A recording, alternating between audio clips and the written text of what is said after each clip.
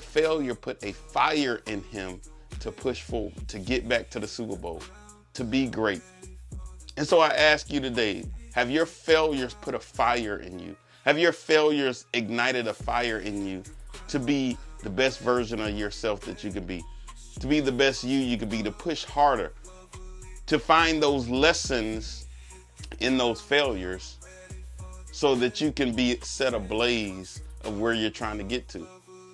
You know, I talk about this book because I'm passionate about the fact that I cannot believe it took me 10 years. It took me 10 years. I didn't even realize it until recently that I had started writing 2015. 2015, and yet I didn't finish and get the book actually out in my hand until 2025. 10 years. 10 years, first few years going back and forth, feeling like it wasn't going to happen. That it wasn't, I wasn't going to make it. The book wasn't going to happen. It wasn't going to be completed. It wasn't right. Was I good enough? Questioning myself. And it took me 10 years. So I ask you, what are you doing that you think it's not going to happen? What is it that you're trying to strive towards that you think it's not going to happen because you've only been doing it a week? You've only been doing it a year. You've only been doing it 2 years. You've only been doing it 5 years.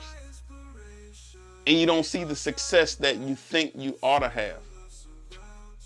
The fire should be building up. The fire should be building up from all the failures collectively.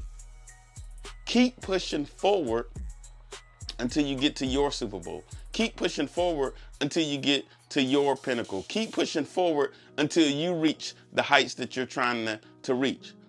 And then don't just stop there.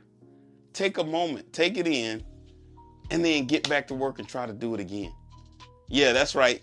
Get back, take a moment, and then try to get back in. I'm not just done with the book. Now we're trying to sell the book.